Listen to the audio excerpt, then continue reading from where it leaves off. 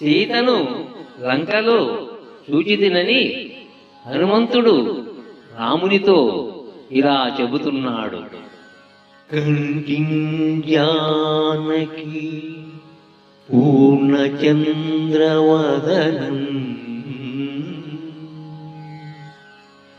కంఠింజానకి పూర్ణచంద్రవదనం కళ్యాణిని ఆలంకలో కంటిన్ మీ పద పంకజాతము మదిన్ కౌతూహలం గొప్పగా కంటిన్ మీ కరుణావలోకనము విఖ్యాతంబుగా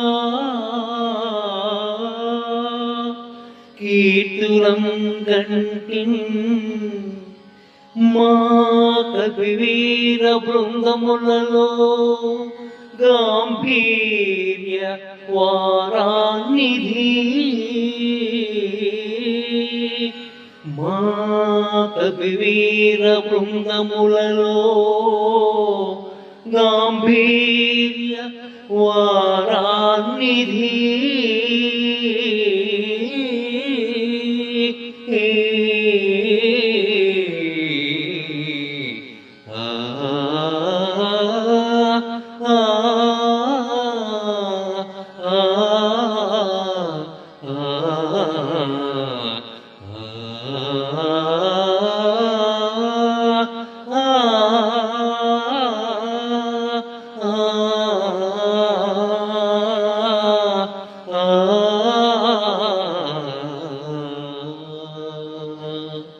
సీతమ్మను చూశాను, పూర్ణచంద్ర వదనను చూశాను, లంకలో సీతమ్మను చూశాను. మీ పాద పంకజము మదిలో కదలాడుతుండగా ఆ తల్లిని కాంచితిని. మీరు ఆ అమ్మపై ఎంతో కరుణతో ఎదురు చూచి వేడ ఆమెను చూశాను. మా బృందంలోని కపివీరుల కీర్తి వినుమడించేలా ఆమెను కనుగొంటిని. గంభీరమైన సముద్రము లాంటి ఓ రఘురామ సీతను చూశాను. దృష్టా సీత మయా రామ అనిపించాడు వాల్మీకి. దృష్ట అన్న స్త్రీలింగంతోనే హనుమ సీతను చూశాడన్న సందేశం రామునికి అందేలా రాశాడు కవి కోకిల వాల్మీకి.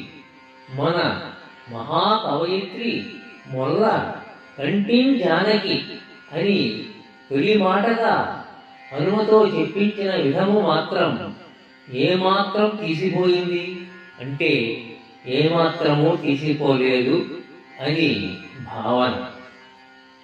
ఈ భాగంతో మొల్ల యొక్క పద్యములు సమాప్తం.